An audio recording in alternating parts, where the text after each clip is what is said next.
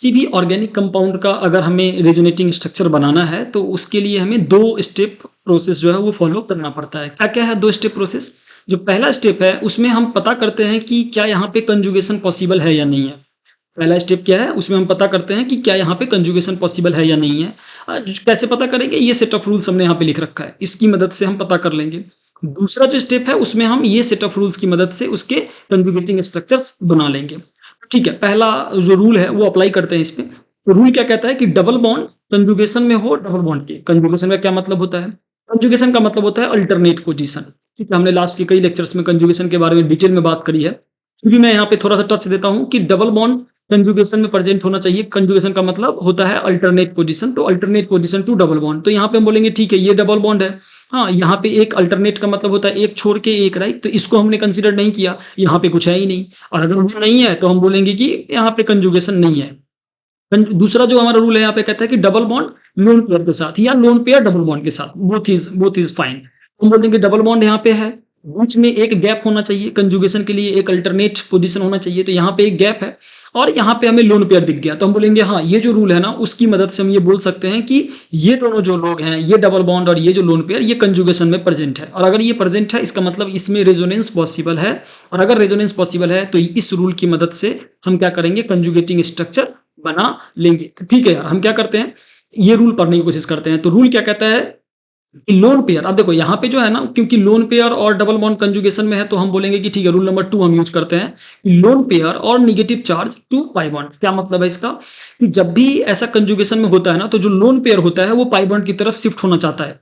इसका क्या मतलब होता है कि जब भी ऐसे कंजुगेशन में चीजें होती है तो रूल नंबर 2 क्या कहता है कि जो लोन पेयर है वो कहाँ शिफ्ट होना चाहेगा, वो लोन पेयर जो है वो पाई बॉन्ड की तरफ शिफ्ट होना चाहेगा। पाई बॉन्ड क्या होता है, पाई बॉन्ड क्या है यहाँ पे, कि यहाँ पे एक सिग्मा है एक पाई है, तो ये जो बॉन्ड हमें दिख रहा है ना वो पाई है। मतलब कोई भी डबल बॉन्ड में बेसिक रूप से एक सिग्मा होता है एक पाई होता है। तो यहाँ पे हम देखें तो ये वाला क्या करेगा, पाई बॉन्ड की तरफ, जिसके साथ ये कंजुगेशन में है, किसके साथ है, इस वाले बंदे के साथ। ये वाला जो इलेक्ट्रॉन है लोन पेयर है वो इसके साथ कंजुगेशन में है, तो ये इसकी तरफ मूव करने लग जाएगा, शिफ्ट होने लग जाएगा। तो यही रूल नंबर 2 है, वो कह रहा है कि लोन पेयर और negative charge to pi bond जो मूवमेंट होता है वो इस तरीके से हमें ऑब्जर्व हुआ है, जिसके बेसिस पे हमने ये रूल्स बनाई है। नाउ ये चीज यहाँ पे मूव करेगा और ये चीज जो है यहाँ पे मूव करेगा। अब यहाँ कैसे ये मूव कर रहा है, क्यों मूव कर रहा है, इसके बारे में एक बात करते हैं। तो सबसे पहले हम क्या करेंगे, सबसे पहले हम इस वाले बॉन्ड को, इस वाले जो मूवमेंट है उसको करवा लेते हैं कि ठीक है ये वाला मूवमेंट हमने करवा लिया। नाउ हो क्या रहा है यहाँ पे, बिहाइंड द सीन कैसे चल रहा है। तो देखो यार, ये जो इसका एक इलेक्ट्रॉन है ना, ये जो एक इलेक्ट्रॉन इसका दिख रहा है ना, वो इलेक्ट्रॉन कंप्लीटली ये कार्बन को दे देगा। मतलब यहाँ पे एक इलेक्ट्रॉन आ गया,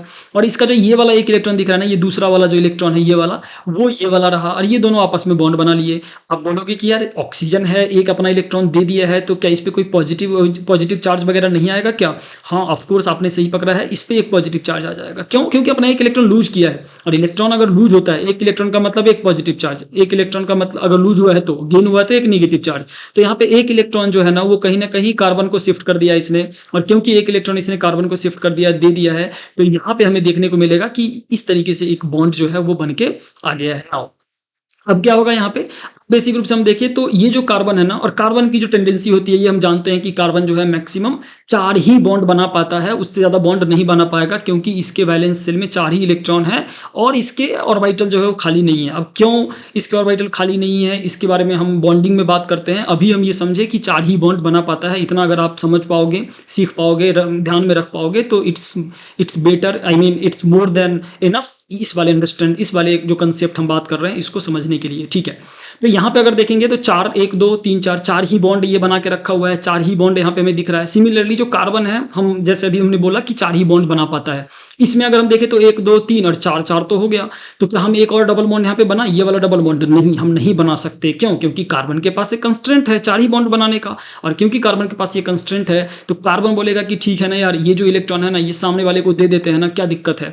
हाँ, जैसे ही एक इलेक्ट्रॉन सामने वाले को जाएगा, मतलब सामने वाले के ऊपर क्या जनरेट हो जाएगा, एक निगेटिव चार्ज। क्यों? क्योंकि एक इलेक्ट्रॉन का मतलब एक निगेटिव चार्ज, अगर गेन हुआ तो एक निगेटिव चार्ज गेन हुआ, लॉस हुआ तो एक निगेटिव चार्ज, एक पॉजिटिव चार्ज गेन वहां पे डेवलप हो गया, राइट। तो इस वाले इलेक्ट्रॉन का क्या हुआ, ये तो इसका अपना इलेक्ट्रॉन है, ये कहीं अपना रखा होगा अपने ऑर्बिटल के अंदर। हमें क्या मतलब, हम उसको रिप्रेजेंट नहीं करेंगे, हम बोलेंगे कि ठीक है तुम्हारे अंदर अपना ये इलेक्ट्रॉन तुम होल्ड करो, मैं भी तुम्हें अपना एक इलेक्ट्रॉन दे रहा हूँ। ये कार्बन ये बोलेगा और इससे एक इलेक्ट्रॉन मिल जाएगा, मतलब यहाँ एक नेगेटिव चार्ज और यहाँ एक पॉजिटिव चार्ज जनरेट होकर आ जाएगा, और ये जो है इसका कंजुगेटिंग स्ट्रक्चर है। नाउ अब अगर हम बात करें कि यार ये अगर देखो एक और बात जो मैं बार-बार रिपीट कर रहा हूँ कि अगर ये बंदा न्यूट्रल है, जो हमने लिया है कंपाउंड एट द बिगिनिंग वो अगर बंदा न्यूट्रल है तो अक्रॉस अक्रॉस रेजोनेटिंग स्ट्रक्चर वो न्यूट्रलिटी जो है वो मेंटेन रहेगा। अगर इसके ऊपर कोई चार्ज है तो वो भी मेंटेन रहेगा, नेगेटिव चार्ज है तो वो भी मेंटेन होना चाहिए। तो ओवरऑल अगर देखो ना यहाँ पे तो ये दोनों मिला के कहीं न कहीं न्यूट्रल चीज़ें बन गया है। ए पॉजिटिव और एक नेगेटिव के साथ ये क्या बना लिया है? न्यूट्रल चीज़ें बना लिया है, ठीक है? तो बेसिक रूप से यहाँ पे हमें फंडामेंटली ये समझ में आ रहा है कि अगर जो भी नेचर है इसके बिगिनिंग ऑफ रेजोनेटिंग स्ट्रक्चर में वही ड्यूरिंग द रेजोनेटिंग स्ट्रक्चर वही नेचर मेंटेन रहेगा।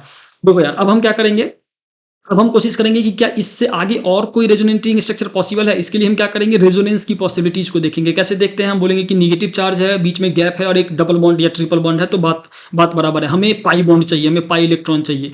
यहाँ पे जो है वो दो दो पाई है, बेसिक रूप से एक सिग्मा होगा दो पाई होगा। यहाँ पे ट्रिपल बॉन्ड में क्या होता है, एक सिग्मा होता है और दो पाई होता है। डबल बॉन्ड में क्या होता है, एक सिग्मा होता है और एक पाई होता है। तो हमें एक पाई चाहिए, हमें उससे मतलब है हम एक पाई इसका कंज्यूम करेंगे। हम बोलेंगे हाँ ये है, मतलब यहाँ पे एक डबल बॉन्ड है, मल्टीपल बॉन्ड है, बेसिक रूप से हम बोल सकते हैं मल्टीपल बॉन्ड है, पाई बॉन्ड है और पाई बॉन्ड के बीच में एक गैप है और यहाँ पे क्या है, एक नेगेटिव चार्ज है। तो पाई बॉन्ड गैप और नेगेटिव चार्ज मतलब अल्टरनेट पोजीशन पे है ये वाला कंडीशन, पाई बॉन्ड गैप और नेगेटिव चार्ज और नेगेटिव चार्ज है, राइट। तो ये है, तो हम बोलेंगे कि अब क्या रूल नंबर 2 हम फिर से अप्लाई कर सकते हैं क्या, क्योंकि यहाँ पे अच्छा रूल नंबर, यहाँ पे हमें कौन सा रूल नंबर अप्लाई करना पड़ेगा, रूल नंबर 2 की लोन पेयर या नेगेटिव चार्ज होने से क्या होता है, जैसा कि यहाँ पे लोन पेयर था वो किसकी तरफ चल दिया था, डबल बॉन्ड की तरफ, ये भी चल देगा इसकी तरफ और इससे फिर ऊपर जाना पड़ेगा। तो आप बोलोगे यार ये अगर यहाँ पे डबल बॉन्ड बना दे और इसको यहाँ पे फिर से मिल जाए तो यही स्ट्रक्चर मिलेगा। हाँ यही स्ट्रक्चर मिलेगा, मतलब हम बोलेंगे कि जो ये कंपाउंड है इसका यही दो रेजोनेटिंग स्ट्रक्चर पॉसिबल है, इससे ज्यादा रेजोनेटिंग स्ट्रक्चर जो है इस कंपाउंड का पॉसिबल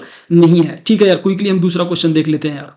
एग्जैक्टली सेम क्वेश्चन है जैसा कि अभी हमने ऊपर देखा। यहाँ भी क्या देखेंगे कि ये जो डबल बॉन्ड है वो इस वाले लोन पेयर के साथ रेजोनेंस में होगा। ये रूल डबल बॉन्ड बीच में एक गैप और लोन पेयर इसके साथ क्या होता है, रूल नंबर 2 यहाँ पे भी अप्लाई होगा। लोन पेयर जो है ना वो कहाँ की किसकी तरफ शुरू कर देगा जाना, ये जो है बेसिक रूप से डबल बॉन्ड की तरफ जाना शुरू करेगा। एग्जैक्टली सिमिलर स्टफ यहाँ पे भी हैपन होगा। यहाँ भी हम बोलेंगे कि इसके ऊपर एक नेगेटिव चार्ज आ गया, यहाँ पे बेसिक रूप से ट्रिपल बॉन्ड एंड यहाँ पे जो है एन जो है वो कहीं ना कहीं इस तरीके का हमें स्ट्रक्चर यहाँ पे देखने को मिलेगा, एज सिंपल एज डेट। ठीक है, तो ये चीज हमें समझ में आ रहा है ना यार। ठीक है, तो ये ऐसे ही करके हम बहुत सारा एग्जांपल और भी कमिंग लेक्चर्स में देखते रहेंगे। ठीक है, अगर आपको ये चीजें अच्छी लग रही है तो वीडियो को लाइक करें, चैनल को सब्सक्राइब करें, अपने दोस्तों के साथ शेयर करें ताकि उन्हें भी सीखने को मिले कि किस तरीके से रेजोनेटिंग स्ट्रक्चर ड्रॉ किया जाता है। ठीक है यार, thank you for watching this lecture.